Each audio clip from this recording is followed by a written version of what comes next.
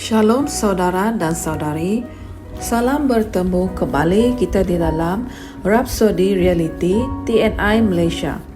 Pada hari yang indah ini, saya ingin berkongsikan hasil penulisan Pastor Chris yang bertajuk Kebesaran yang Sentiasa Bertambah-tambah. Ayat tema kita pada hari ini ialah di Mazmur 71 ayat 21 yang mengatakan, Engkau akan menambah kebesaranku dan akan berpaling menghibur aku. Saudara dan saudari yang dikasihi, Tuhan berkata kepada Abraham dalam Kejadian 22 ayat 17 hingga 18 yang mengatakan, Aku akan memberkati engkau berlimpah-limpah dan membuat keturunanmu sangat banyak seperti bintang di langit dan seperti pasir di tepi laut. Dan keturunanmu itu akan menduduki kota-kota musuhnya. Dan oleh keturunanmu, semua bangsa di bumi akan diberkati. Sesungguhnya, Tuhan telah memberkati Abraham dan menjadikannya besar. Kamu dapat melihat berkat itu melalui beberapa generasi selepas Abraham. Ishak, Yakub, Daud, Salomo, semuanya telah berjalan dalam realiti ini. Daud yang merupakan seorang raja yang hebat, membawa kebesaran itu ke tahap yang lebih tinggi.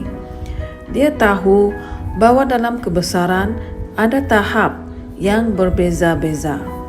Jadi, dia berdoa seperti dalam Mazmur 71 ayat 21 yang mengatakan, Engkau akan menambah kebesaranku dan akan berpaling menghibur aku. Terdapat 3 cara untuk menjadi besar, sama ada kamu dilahirkan besar, atau kebesaran dianugerahkan kepada kamu, atau kamu mencapai kebesaran. Tetapi puji syukur kepada Tuhan, apabila kamu sudah dilahirkan semula, kamu dilahirkan menjadi seorang yang besar. Kamu telah dilahirkan ke dalam keluarga Tuhan yang indah ini, yang dihubungkan dengan Tuhan yang Maha Kuasa dan kerajaan Tuhan. Kamu telah dilahirkan sebagai pewaris semua kekayaan dan kelimpahan kerajaan Tuhan. Untuk berjalan di dalam realiti ini, pertama sekali, kamu perlu hidup lebih dari pengertian melalui panca inderamu. Segala apa yang kamu lihat bukanlah seperti apa yang kelihatan. Ada sesuatu yang lebih penting daripada apa yang kamu lihat atau rasai dalam kehidupan. Alkitab berkata dalam 2 Korintus 5 ayat 7, sebab kami hidup oleh iman, bukan penglihatan. Yang kedua, kamu mesti mengatakan perkara yang sama dengan Tuhan, kerana ia berkaitan dengan kebesaranmu. Sama seperti si pemazmur, hendaklah kamu membuat pengakuan menurut firman dan membicarakan kebesaranmu. Nyatakan dengan iman bahawa peningkatan kebesaranmu tidak mempunyai kesudahan. Mulai sekarang, nyatakan bahawa Tuhan menambah kebesaranmu dalam cara yang ketara. Tidak kira apa pekerjaan yang kamu lakukan, jadikanlah ia besar, kerana ada kebesaran di dalam dirimu. Kamu seorang diraja. Haleluya. Saudara dan saudari, mari kita sama-sama berdoa. Aku adalah keturunan Abraham. Aku seorang yang besar dan peningkatan kebesaranku tidak mempunyai kesudahan. Tuhan membesarkan aku dan menyebabkan aku semakin besar, semakin bergerak ke hadapan dan maju dengan pesat. Kebesaranku tidak terbatas dan rahmat besar untuk kemakmuran dan kelimpahan ditujukan kepadaku. Haleluya. Untuk renungan tambahan, kita boleh merujuk di Mazmur 112 ayat 1 hingga 3, Mazmur 18 ayat 35, Kejadian 26 ayat ke-12 hingga ke-14, Galatia 3 ayat 29. Sehingga kita bertemu lagi di perkongsian akan datang. Tuhan memberkati.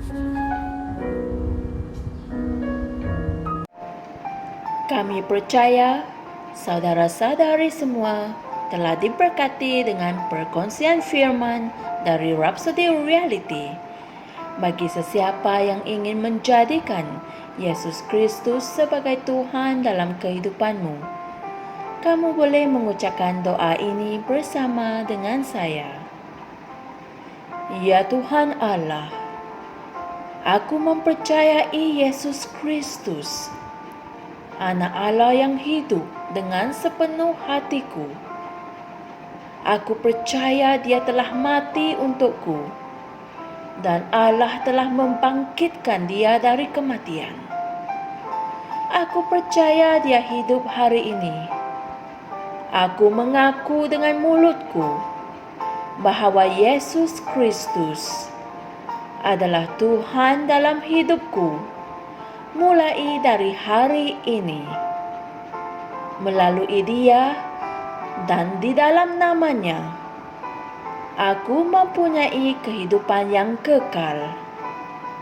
Aku telah dilahirkan semula.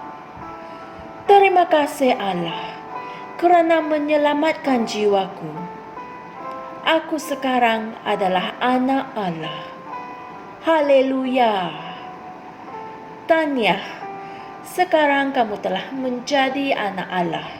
Untuk apa-apa sebarang pertanyaan atau untuk mendapatkan lebih banyak maklumat mengenai bagaimana untuk bertumbuh sebagai seorang Kristian, anda semua boleh hantar mesej di akaun Facebook kami atau email kami di tni.msia@gmail.com.